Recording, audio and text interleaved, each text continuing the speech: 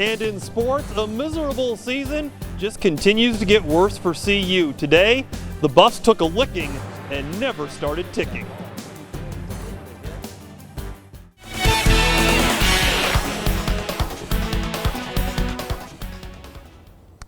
John Embry was asked earlier this week if this CU team might be the worst in school history.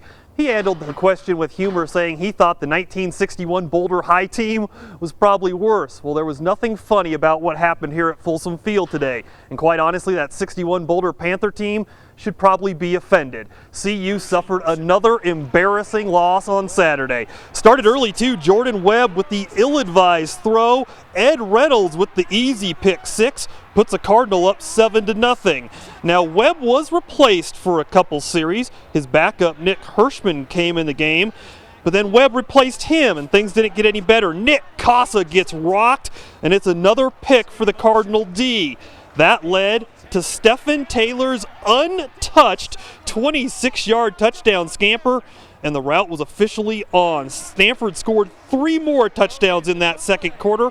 How easy is this? The quarterback had 2 tight ends. He could have run it himself. And the Buffs get shut out for the first time at home since 1986. They lose 48-0 to Stanford.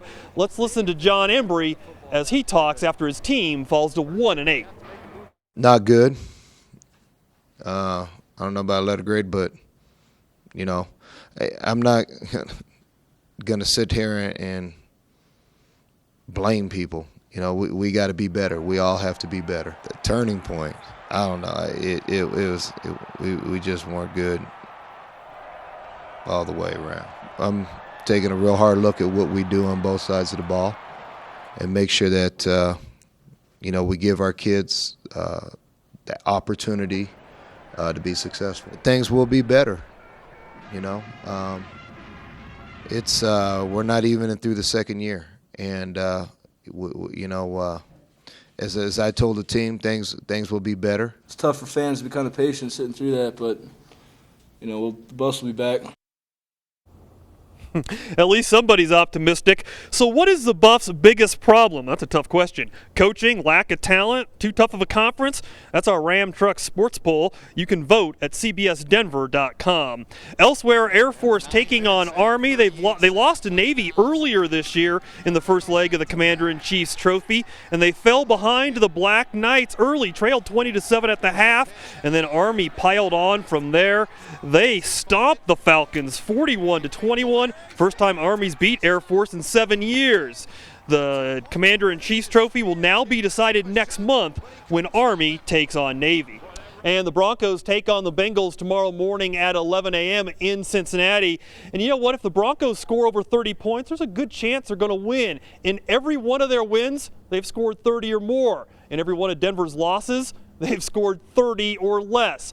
Do you remember the last time Denver was at Cincinnati? Brandon Stokely sure does. He caught the game winner off a deflection. Everyone remembers that catch. What a great play it was. And it was a few years ago, but Brandon remembers it like it was yesterday.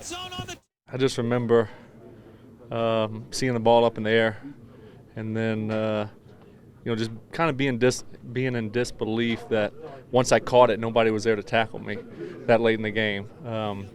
And then after that, it was pretty much a blur. Just, you know, kind of please don't get caught type of thinking. The next day, I kind of started having nightmares about it. Like, what if I'd have got caught, or what if I would have fumbled, somebody would have hit me. So I think next time I'll probably just get in the end zone. The Nuggets are just underway against the Heat tonight. They've lost their first 2 games this season, and frankly, they haven't looked very good doing it. They scored a league-worst 82 points per game, and they're making less than 40% of their shots. Not a good time to be playing LeBron James, D. Wade, and the Heat. It's basketball. You know, we're saying that means anybody can win. We can go out there, we're going to compete, and we expect to win. And, you know, this funny thing is when your back's against the wall and then you're playing a great team, you sort of relax and you play good basketball. So hopefully that'll happen for us. And a tip of the cap tonight to Mike Dunlop, the former Metro State head coach and Nuggets assistant, gets his first NBA win as coach of the Charlotte Bobcats and he also ends the team's 23-game losing streak. Well done. And finally, how about a little golf, third round of the HSBC, don't know what it stands for. Brant Snedeker had this birdie putt on 18 for a magical 59. Doesn't make it, had to settle for a 60. The pros are killing this course over in China. Lee Westwood rolls in the long birdie putt here. He shot a 61. He's tied with Louis Oosthuizen atop the leaderboard. I'm not sure what's going on over there in China. They must be playing a putt-putt course. There must be something in the water there. One other score for you tonight, Eric. Wyoming 45, CSU 31 late in the fourth quarter. So tough day for Colorado Hey, and sports teams. I also hear Notre Dame was tied 23-23 with Pittsburgh, like in the third overtime. They just won it in overtime. We're hearing that too, Eric. So Yeah. if you want any more scores, just come to us. We've got them all for you. That's right. Thanks, Appreciate Eric. it, E. Nice job out there.